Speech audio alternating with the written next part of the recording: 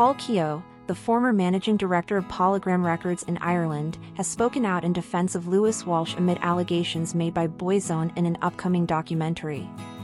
The band members claim they were exploited and mistreated, but Keogh, who played a key role in their rise to fame, believes they have been ungrateful to those who helped shape their careers.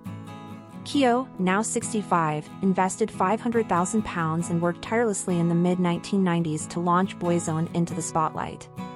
The group, comprising Ronan Keating, Keith Duffy, Shane Lynch, Mikey Graham, and the late Stephen Gately, achieved remarkable success, selling over 30 million records and becoming one of the most prominent boy bands in Ireland and the UK since Take That. Despite these achievements, Keogh feels his contributions, along with those of many others behind the scenes, have been overlooked. Speaking about the documentary, titled No Matter What, Keogh expressed disappointment over the lack of recognition for the efforts that went into making Boyzone a household name. He pointed out that the band members benefited significantly from their success, earning an estimated £50 million collectively, yet they rarely acknowledge those who helped them along the way.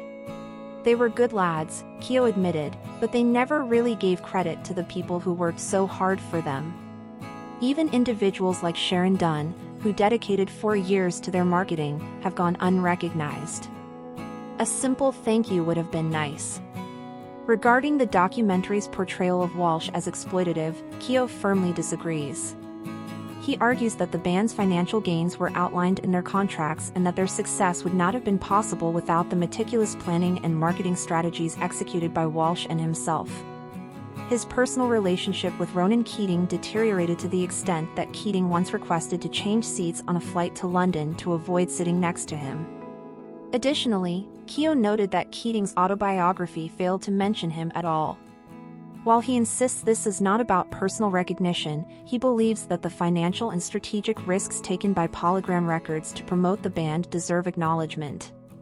Louis Walsh, who remains a close friend of Keogh, reportedly does not feature in the documentary. According to Keogh, Walsh played an instrumental role in selecting the band's music and securing vital connections within the music industry. He recalled how Walsh initially misrepresented the band's record deal status on the radio, which inadvertently pressured Polygram into signing them. Boyzone's origins trace back to an open audition held in Dublin in 1993, where 400 hopefuls turned up for a chance to join Ireland's answer to Take That. Keogh remembers that the initial group contained 6 or 7 members, but he advised Walsh to reduce it to 5, emphasizing that they needed to be able to fit into a taxi. He also advised against performing in pubs and clubs, despite the band's initial enthusiasm for that circuit. Instead, he identified young teenage girls as their primary audience and insisted that Polygram have control over their marketing strategy before signing them. At the time, Ronan Keating was only 16, requiring his parents to sign his contract. Even the band's name, Boyzone, presented an early challenge, as another group in Germany held rights to it. Keogh personally negotiated an agreement allowing them to keep the name.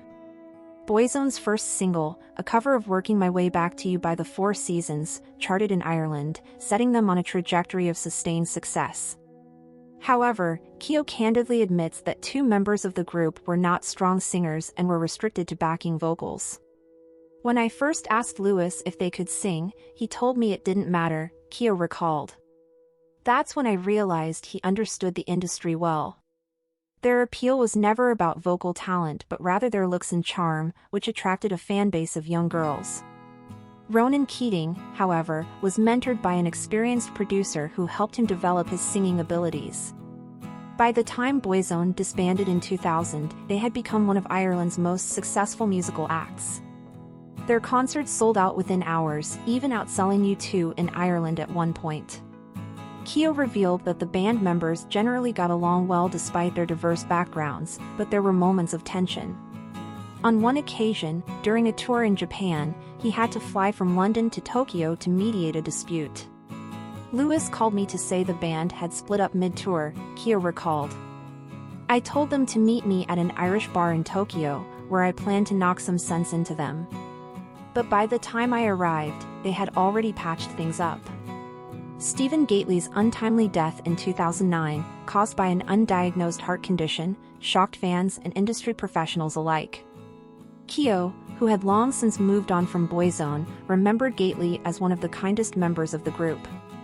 The documentary reportedly addresses Gately's sexuality, revealing how the band criticized the media for how they handled his coming out. Kyo stated that, while the record company was aware of Gately's sexual orientation, they chose to respect his privacy and not make it a public issue. Looking back, Kyo acknowledged that Boyzone played a crucial role in establishing a pop music culture in Ireland. He intends to watch the documentary and expects it will stir many memories, both good and bad. "It will be interesting to see how the story is told," he said. "But I know what really happened behind the scenes, and I stand by everything we did to help them succeed." Thank you for watching. If you enjoyed this video, please subscribe and turn on the notification bell for more updates on celebrity deaths and news updates.